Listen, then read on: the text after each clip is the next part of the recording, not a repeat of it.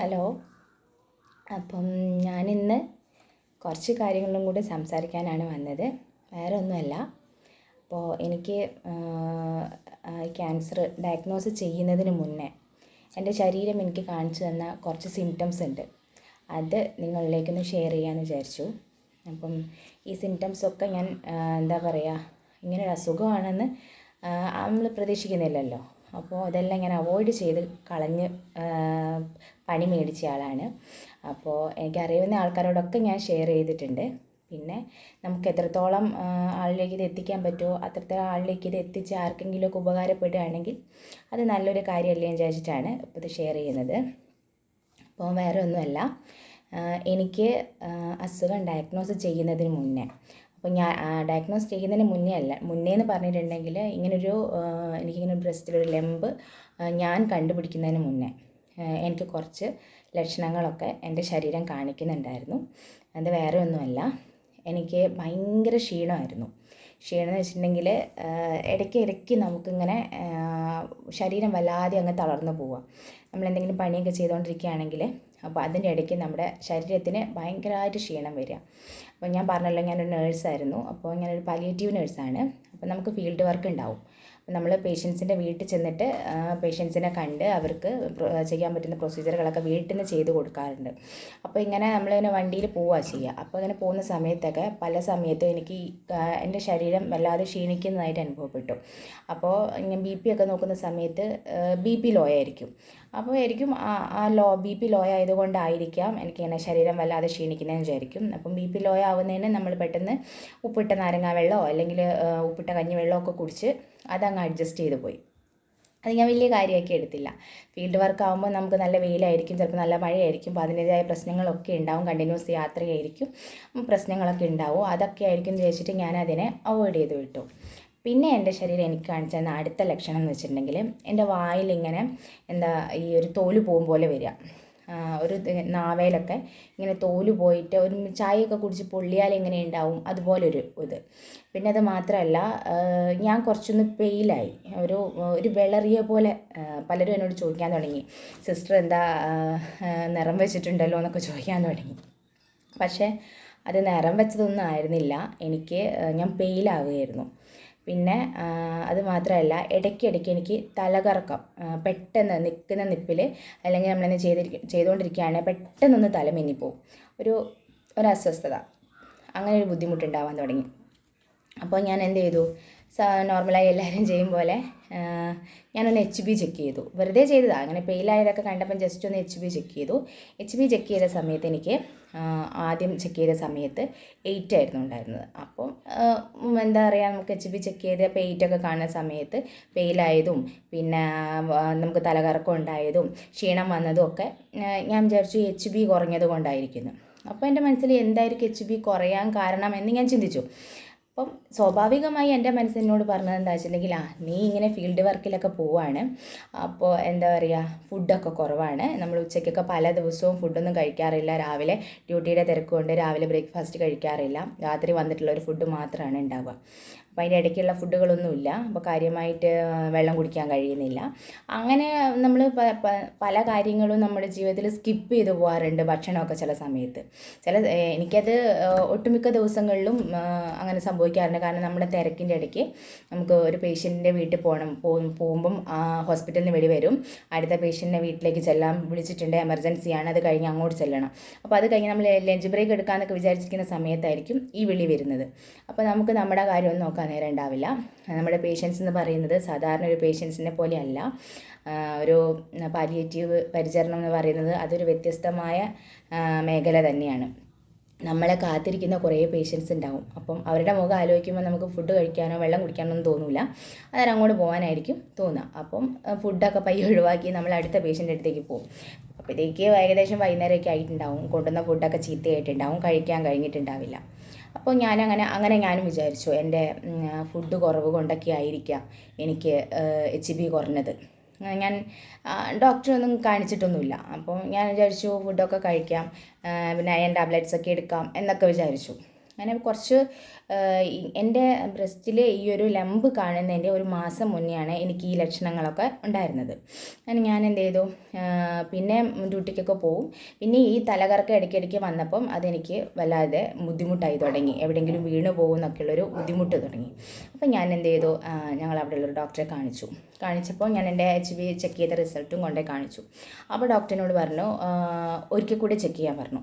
ഞാൻ ഒരിക്കൽ കൂടി ചെക്ക് ചെയ്തു. അപ്പം 8.5 ആയിരുന്നു HB. അപ്പോൾ ഞാൻ വിചാരിച്ചു കൂടുന്നുണ്ടല്ലോ, കുഴപ്പമില്ല. ഡോക്ടർ പറഞ്ഞു കുഴപ്പമില്ല, നന്നായിട്ട് ഫുഡ് കഴിക്കുക, പിന്നെ എനിക്ക് കുറച്ച് സപ്ലിമെൻറ്റ്സ് ഒക്കെ തന്നു, അയൺ സപ്ലിമെൻറ്റ്സ് ഒക്കെ തന്നു. അപ്പം അതൊക്കെ കഴിച്ചാൽ മതി, ഓക്കെ ആവുമെന്ന് പറഞ്ഞു. എന്നിട്ട് നമുക്ക് നോക്കാം, ഇത് കഴിഞ്ഞ് ചെക്ക് ചെയ്ത് നോക്കാം, കുറയും പിന്നെയും കുറവാണോ നോക്കാം, ആണെങ്കിൽ നമുക്ക് പിന്നെ വേറെ എന്തെങ്കിലും ടെസ്റ്റുകളൊക്കെ ചെയ്ത് നോക്കാമെന്ന് പറഞ്ഞു. ഓക്കെ, ഞാനും അത്ര വലിയ കാര്യമൊക്കെ എടുത്തില്ല. ഞാനും പിന്നെ ഗുളികകളൊക്കെ കഴിച്ചു. പിന്നെ ഫുഡിൻ്റെ കാര്യത്തിലൊക്കെ കുറച്ച് ശ്രദ്ധിച്ച് തുടങ്ങി, ഫുഡൊക്കെ കഴിച്ചു. അപ്പോൾ എനിക്ക് ആ ഒരു ബുദ്ധിമുട്ട് കുറയുകയും ചെയ്തു. അന്നേരം വലിയ പ്രശ്നങ്ങളൊന്നും ഉണ്ടായിരുന്നില്ല. ആ ഒരു ബുദ്ധിമുട്ട് കുറച്ച് കുറഞ്ഞു. ഇനി അത് കഴിഞ്ഞ് ഈ HB ഒക്കെ കുറഞ്ഞ് ഏകദേശം ഒരു 2-3 ആഴ്ച കഴിഞ്ഞ ശേഷം എനിക്ക് കാലിന് വല്ലാതെ തരിപ്പും, എൻ്റെ ലെഫ്റ്റ് ഭാഗത്താണ് എനിക്ക് അസുഖം ഡയഗ്നോസ് ചെയ്തിരിക്കുന്നത്.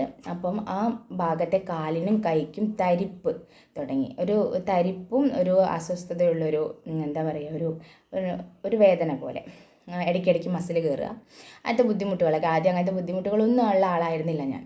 പെട്ടെന്നാണ് ഇതെല്ലാം വരുന്നത്.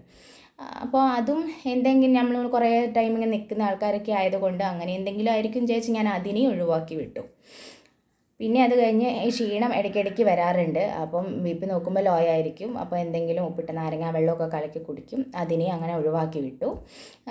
തലകറക്കം ഇടയ്ക്കിടയ്ക്ക് വരാറുണ്ടെങ്കിലും ആദ്യത്തേനെക്കാട്ടിലും കുറഞ്ഞു. പിന്നെ നമ്മൾ കുറയുന്ന സമയത്ത് പിന്നെ നമ്മൾ പിന്നെ ആരും ഡോക്ടറെ കാണിക്കാനോ പിന്നെ ചെക്ക് ചെയ്യാനൊന്നും പോരില്ല. ഞാനും അതുപോലെ തന്നെ ചെയ്തു. പിന്നെ ഞാൻ ചെക്ക് ചെയ്തിട്ടുമില്ല, ഡോക്ടറെ കാണിച്ചിട്ടുമില്ല. Iron supplements correct കഴിക്കുന്നുണ്ടായിരുന്നു.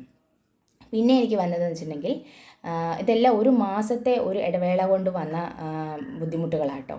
എൻ്റെ ലെഫ്റ്റ് ഈ കൈക്ക് പെയിൻ എന്ന് വെച്ചിട്ടുണ്ടെങ്കിൽ ഈ ഷോൾഡറിൻ്റെ ഇവിടെ നിന്ന് ഇങ്ങോട്ടേക്ക് വല്ലാത്തൊരു കടച്ചിൽ പോലത്തെ ഒരു പെയിൻ. നമുക്കൊരു തേനീച്ചയൊക്കെ കുത്തിക്കഴിഞ്ഞാൽ ഒരു കടച്ചിൽ വരില്ലേ, അങ്ങനത്തെ ഒരു പെയിനായിരുന്നു ഈ കൈക്ക്. ഇടയ്ക്കിടയ്ക്ക് ഇവിടെ നിന്ന് ഇങ്ങനെ ഒരു വലിച്ചിലും കടച്ചിലും. അത് ഒരു 2 ദിവസമൊക്കെ അടുപ്പിച്ചുണ്ടാവും. പിന്നെ അതങ്ങ് പോകും. പിന്നെയും ഒരാഴ്ച കഴിയുമ്പോൾ വീണ്ടും ഒരു 2 ദിവസമൊക്കെ ഉണ്ടാവും. അങ്ങനെ അടുപ്പിച്ചായി വേദന വന്നപ്പോൾ എനിക്കൊരു ടെൻഷൻ, എന്തായിരിക്കും ദൈവമേ. അപ്പോൾ അങ്ങനെ ടെൻഷൻ വന്നു. ഞാൻ അടുത്തുള്ള ഡോക്ടറെ കാണിച്ചു. അപ്പോൾ ഡോക്ടറിനോട് ചോദിച്ചു, ബാഗ് ഈ കയ്യിലാണോ തൂക്കുന്നതെന്ന് ചോദിച്ചു.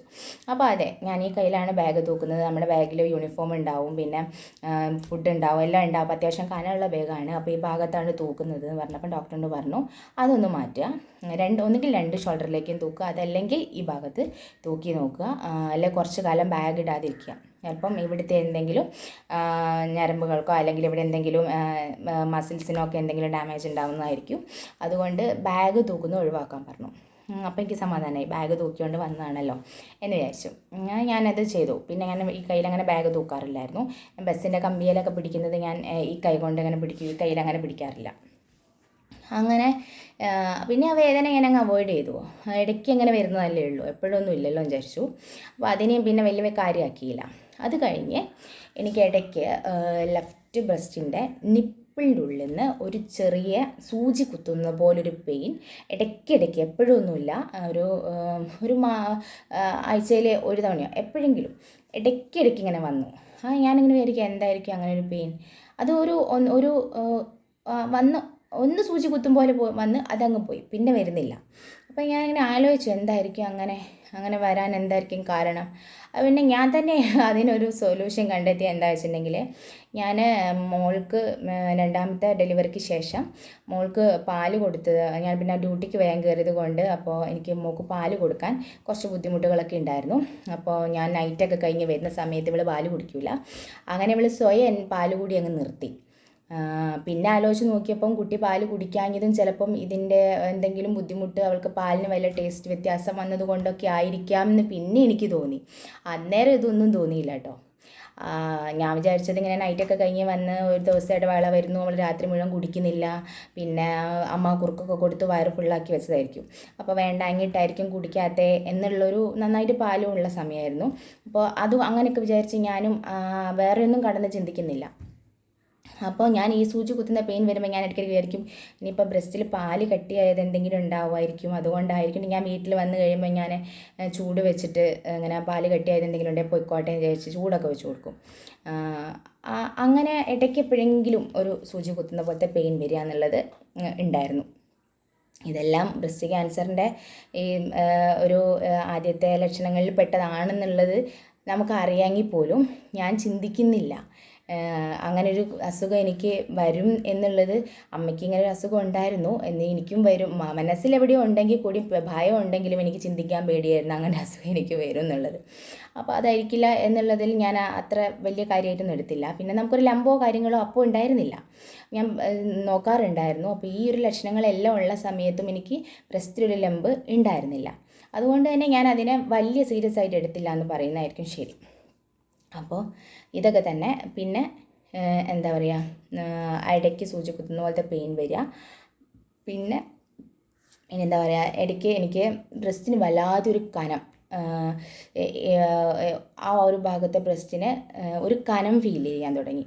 ഇടയ്ക്ക് എപ്പോഴെങ്കിലുമൊക്കെ ഒരു കനം ഫീൽ ചെയ്യും. അപ്പോൾ ഞാൻ വിചാരിക്കും എന്തായിരിക്കും ഇങ്ങനെ ഒരു ബുദ്ധിമുട്ട്. പക്ഷേ ആ ഒരു കനം ഫീൽ ചെയ്യുന്നത് പിന്നെ അങ്ങ് മാറിപ്പോവുകയും ചെയ്യും. പിന്നെ അതിനങ്ങനെ ഒരു സംഭവമേ ഇല്ല. ഇടയ്ക്ക് എപ്പോഴെങ്കിലും അങ്ങനെ വരാൻ തുടങ്ങി. അങ്ങനെ ഒരു മാസത്തെ ഇടവേളയിൽ എനിക്ക് എൻ്റെ ശരീരം കാണിച്ചു തന്ന കുറച്ച് ലക്ഷണങ്ങളാണിത്. പിന്നെ വേറൊരു ലക്ഷണം എന്ന് വെച്ചിട്ടുണ്ടെങ്കിൽ, ലക്ഷണമാണോ എന്ന് എനിക്കറിയില്ല, പിന്നെ ഞാൻ ഇതെല്ലാം കഴിഞ്ഞ ശേഷം ഓരോ വീഡിയോസിലും അവിടെ ഇവിടെയൊക്കെ കണ്ടിട്ടുണ്ട്. സാധാരണ നമുക്ക് ബ്ലഡ് ക്യാൻസറിലൊക്കെയാണ് അങ്ങനെ കണ്ടത്, ശരീരത്തിൽ ഇങ്ങനെ ചെറിയ ചതവ് പോലെ രക്തം കല്ലിച്ച് വരുന്നത്. ബ്രസ്റ്റ് ക്യാൻസറിൽ ഞാൻ കണ്ടിട്ടില്ല, പക്ഷേ ബ്ലഡ് ക്യാൻസറുകളിലൊക്കെ അങ്ങനെ കാണാമായിരുന്നു. പക്ഷേ എൻ്റെ ഇതിൽ എനിക്ക് ഇങ്ങനെ കൈയുടെ ഈ ഭാഗത്തൊക്കെ ആയിട്ട് ചെറിയ ചോര കല്ലിച്ചതുപോലെയല്ല, ഒരു കാക്കാപ്പുള്ളികൾ വരില്ലേ, അതുവരെ ഇല്ലാത്തൊരു സംഭവമായിരുന്നു. എനിക്ക് ഇവിടെ കുറേ കാക്കാപ്പുള്ളികൾ അടുപ്പിച്ച് വന്നതായിട്ട് കണ്ടു. അത് ഞാൻ എവിടെയൊക്കെയോ ഇങ്ങനെ യൂട്യൂബിലൊക്കെ ഓരോ ഡോക്ടേഴ്സൊക്കെ ഇടുന്ന വീഡിയോയ്ക്കകത്ത് ഞാൻ കണ്ടു. ക്യാൻസർ ശരീരത്തിന് മുൻകൂട്ടി കാണിച്ചു തരുന്ന ലക്ഷണങ്ങൾ എന്നുള്ളതിൽ കണ്ടു. ശരീരത്തിൽ ഇങ്ങനെ എക്സ്ട്രാ മാർഗങ്ങൾ വരുന്നത് ഒരു ക്യാൻസർ ശരീരത്തിൽ വരുന്നു എന്നുള്ള ലക്ഷണങ്ങളാണ് എന്നുള്ളത്. അപ്പോൾ ചിലപ്പോൾ അങ്ങനെ ഉണ്ടാകുമായിരിക്കും. എനിക്ക് എന്തായാലും അങ്ങനെ ഉണ്ടായി. ഒരു മാസത്തിനുള്ളിൽ എനിക്ക് വന്നിട്ടുണ്ടായിരുന്നു ഇങ്ങനെ കൈയുടെ മുകളിലൊക്കെ ചെറിയ ചെറിയ കാക്കാപ്പുള്ളികൾ. പിന്നെ ലക്ഷണം എന്ന് പറയുന്നത്, പിന്നെ അത് കഴിഞ്ഞിട്ടാണ് എനിക്ക് ഈ ബ്രസ്റ്റിൽ ഒരു ചെറിയ ലംബ് ഞാൻ കണ്ടത്. അന്നേരത്തേക്ക് എനിക്ക് പിന്നെ ഈ തലകറക്കം മാറി, ക്ഷീണം ഇടയ്ക്കൊക്കെ വരുമെങ്കിലും തലകറക്കം മാറി, ഈ പിന്നെ കാലിൻ്റെ തരിപ്പ് അതൊക്കെ അപ്പോഴത്തേക്ക് എനിക്ക് മാറി. പിന്നെ അതുകൊണ്ട് അതൊന്നും ഞാൻ പിന്നെ ചിന്തിച്ചിട്ടില്ല. പക്ഷെ കൈയുടെ വേദന മാറിയിട്ടുണ്ടായിരുന്നില്ല. അത് ഇടയ്ക്ക് വരുന്നുണ്ടായിരുന്നു. ഒരു 2-3 ദിവസം കൈവേദന നിൽക്കും, പിന്നെ ഒരാഴ്ചത്തേക്ക് ഉണ്ടാവില്ല, വീണ്ടും കൈവേദന വരും. അത് ഇടയ്ക്ക് ഉണ്ടായിരുന്നു. അപ്പോൾ ഈ ബ്രസ്റ്റിൽ പിന്നെ ചെറിയ ലംബ് കണ്ടപ്പോഴാണ് ഞാൻ ഡോക്ടറെ കാണിച്ചതെന്ന് ഞാൻ പറഞ്ഞിട്ടുണ്ടായിരുന്നു. അങ്ങനെ ലംബ് കുഴപ്പമില്ല എന്ന് പറഞ്ഞപ്പോൾ നമ്മൾ അതിനെ ഒഴിവാക്കി വിട്ടതുമാണ്. പിന്നെ ഈ ലംബ് കുറച്ച് കാലം, ഒരു 6-7 മാസം കൊണ്ടാണ് ഈ ലംബ് വലിപ്പം വെക്കുന്നതും. പിന്നെ ആ ലംബിൻ്റെ അത് അത്യാവശ്യം വലിപ്പം വെച്ച് വരുന്നതും. പിന്നെ നമ്മുടെ നിപ്പിളിൻ്റെ ഭാഗത്ത് ചെറിയൊരു നീർക്കെട്ട് പോലെ കാണുകയും നിപ്പിൾ കുറച്ച് നുള്ളോട്ട് വലിയുകയും ചെയ്തതായിട്ട് പിന്നെയാണ് ഞാൻ കാണുന്നത്. അപ്പോഴാണ് എനിക്ക് ഏകദേശം കൺഫേം ആയതും ഞാൻ പെട്ടെന്ന് തന്നെ ഡോക്ടറെ കാണിച്ച് അടുത്ത നടപടിയിലേക്ക് എനിക്ക് ടെസ്റ്റുകൾ ചെയ്യണമെന്ന് ഞാൻ ആവശ്യപ്പെട്ട് ഞാൻ അസുഖം ഡയഗ്നോസ് ഞാൻ അപ്പോഴത്തേക്ക് സ്വയം ചെയ്തിരുന്നു. പിന്നെ ഡോക്ടർ MR മാമോഗ്രാം എഴുതിത്തരികയും അതിൽ സസ്പീഷ്യസ് ആയിട്ട് വരികയും നമ്മൾ ബയോപ്സി എടുക്കുകയും അസുഖം കൺഫേം ചെയ്യുകയും ചെയ്യുന്നത് ഇതിനൊക്കെ ശേഷമാണ്. അപ്പോൾ ഞാൻ എല്ലാവരോടും പറയുന്നത് എന്താ വെച്ചിട്ടുണ്ടെങ്കിൽ, നമുക്ക് ചിലപ്പോൾ ആദ്യ ടൈമിൽ ഒരു ലംബോ കാര്യങ്ങളോ അവിടെ കണ്ടെന്നൊന്നും വരില്ല. അപ്പോൾ ആദ്യമായിട്ട് നമ്മുടെ ശരീരം ഇങ്ങനത്തെ ക്യാൻസർ സെല്ലുകൾ നമ്മുടെ ശരീരത്തിൽ വളരുന്നുണ്ടെങ്കിൽ, അതിപ്പോൾ ബ്രസ്റ്റിനായിക്കോണമെന്നില്ല, വേറെ എവിടെയെങ്കിലും ഭാഗത്തൊക്കെ ആണെങ്കിലും ചിലപ്പോൾ ഇങ്ങനത്തെ ലക്ഷണങ്ങളൊക്കെ ഉണ്ടാവാം. അപ്പോൾ ഇങ്ങനെ എന്തെങ്കിലും ബുദ്ധിമുട്ട് എല്ലാവർക്കും അല്ല പറയുന്നത്, ഞാൻ എൻ്റെ കാര്യമാണ് പറഞ്ഞത്. എനിക്ക് ഇങ്ങനെയൊക്കെ ഉണ്ടായിരുന്നു, ഞാൻ ചോദിച്ച കുറച്ച് ആൾക്കാർക്കും കൂടെ ഇങ്ങനെയൊക്കെ ഉണ്ടായിരുന്നു. അപ്പം ഇതെല്ലാം അതിൻ്റെ ലക്ഷണങ്ങളിൽ തുടക്കത്തിൽ നമ്മുടെ ശരീരം നമുക്ക് കാണിച്ചു തരുന്ന കുറച്ച് ലക്ഷണങ്ങളാണ് ഇതെന്ന് പിന്നെയാണ് എനിക്ക് മനസ്സിലായത്. അതിൽ പ്രധാനപ്പെട്ട ഒന്നാണ് നമ്മുടെ ശരീരത്തിലെ HB പെട്ടെന്നൊരു കാരണവുമില്ലാതെ കുറയുന്നത്. അതിൽ പ്രധാനപ്പെട്ട ഒരു ലക്ഷണമാണ്. അങ്ങനെ എന്തെങ്കിലും കാണുകയാണെങ്കിൽ അത് എത്രയും പെട്ടെന്ന് ഡോക്ടറെ കാണിച്ച് അത് എന്തുകൊണ്ടാണ് അങ്ങനെ HB കുറയാനുള്ള കാരണം എന്നുള്ളത് പെട്ടെന്ന് കണ്ടുപിടിക്കുക. പിന്നെ അടുത്തത് പെട്ടെന്നായിട്ട് ഇങ്ങനെ ക്ഷീണം ഉണ്ടാവുക. അത് കാരണമില്ലാതെ നമുക്കിങ്ങനെ ക്ഷീണം വരിക. അപ്പോൾ ചിലപ്പോൾ ആ സമയത്തും BP ഒക്കെ കുറവായിരിക്കാം, എന്നാലും ആ ക്ഷീണം വരാനുള്ള കാരണം എന്താണെന്നുള്ളത് ഒന്ന് ജസ്റ്റ് കണ്ടുപിടിക്കാൻ ശ്രമിക്കുക. പിന്നെ ഈ പറഞ്ഞ പോലെ തന്നെ ഇങ്ങനെ കൈക്ക് വേദന വരുന്ന സമയത്ത് നമ്മൾ അത് എന്തുകൊണ്ടാണ് കൈക്ക് ചിലപ്പം മസിൽസിൻ്റെ എന്തെങ്കിലും ബുദ്ധിമുട്ടായിരിക്കാം, അല്ല വേറെ എന്തെങ്കിലും ബുദ്ധിമുട്ടായിരിക്കാം. എല്ലാം ഒന്നും ഇങ്ങനത്തെ അസുഖങ്ങളുടെ ഒന്നും അല്ല. എന്നാലും നമ്മളൊന്ന് കൺഫേം ചെയ്യാം ഈ കൈവേദന വന്നത് എന്തുകൊണ്ടാണ്. നമുക്ക് ഇങ്ങനെ എന്തെങ്കിലും അപ്പോൾ കൈവേദന വരുന്ന സമയത്ത് നമ്മൾ ജസ്റ്റ് നമ്മുടെ കക്ഷവും ബ്രസ്റ്റും ഒക്കെ ഒന്ന് എക്സാമിൻ ചെയ്ത് നോക്കുക, എന്തെങ്കിലും ലംബോ കാര്യങ്ങളോ ഉണ്ടോ എന്നുള്ളത്. പിന്നെ അടുത്തത് എനിക്ക് കാണിച്ച ലക്ഷണം ഞാൻ പറഞ്ഞ പോലെ തന്നെ കൈകൾക്കുള്ള തരിപ്പും കാലിനുള്ള തരിപ്പ് മസിൽ കയറ്റമൊക്കെയാണ്. നമ്മുടെ ശരീരം വീക്കാവുന്ന സമയത്ത് ഇങ്ങനത്തെ ബുദ്ധിമുട്ടുകളൊക്കെ വരും.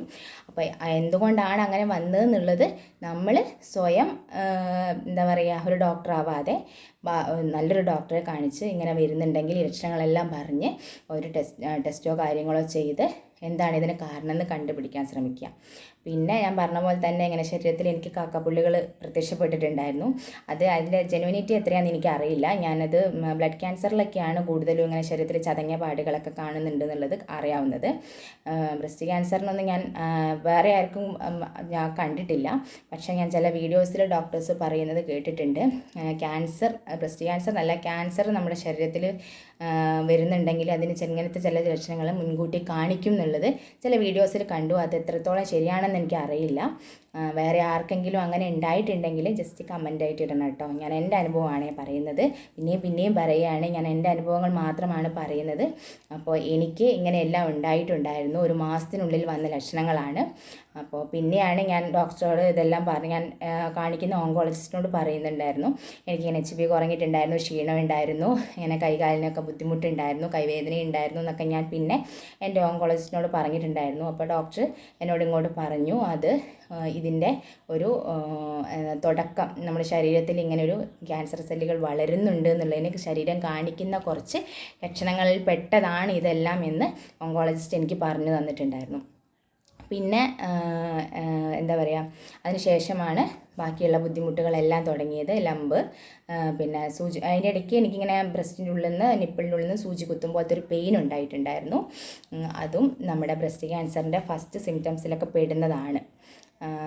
പിന്നെ വേറെ എന്താണെന്ന് വെച്ചിട്ടുണ്ടെങ്കിൽ പിന്നെ എല്ലാം പിന്നെ വിസിബിൾ ആയിട്ടുള്ള സിംറ്റംസുകൾ വന്നു തുടങ്ങി. ലംബ് വന്നു തുടങ്ങി, അവിടെ ഒരു നീര് പോലെ ഏരിയോള നിപ്പിളിൻ്റെ ചുറ്റിനും നീര് പോലെ വന്നു. പിന്നെ നിപ്പിളിൽ ലേശം ഒന്നുള്ളോട്ട് വലിഞ്ഞു. അതെല്ലാം പിന്നെ എല്ലാവർക്കും അറിയുന്ന സിംറ്റംസാണ്. അതൊക്കെ വന്നപ്പോഴാണ് ഞാൻ പെട്ടെന്ന് തന്നെ ഡോക്ടറെ കാണിക്കുന്നത് കുറേ കാലമായിരുന്നു. അത് പിന്നെ പെട്ടെന്ന് തന്നെ എനിക്ക് ടെസ്റ്റ് വേണമെന്ന് പറഞ്ഞ് ഞാൻ നിർബന്ധം പിടിച്ച് ചെയ്യിച്ച് അസുഖം കൺഫേം ചെയ്യുകയായിരുന്നു. പിന്നെ ഇതൊക്കെ തന്നെയായിരുന്നു എനിക്ക് എൻ്റെ ശരീരം മുൻകൂട്ടി കാണിച്ചു തന്നിട്ടുള്ള ലക്ഷണങ്ങൾ. അപ്പോൾ ആർക്കെങ്കിലും ഇങ്ങനെ എന്തെങ്കിലും ലക്ഷണങ്ങളൊക്കെ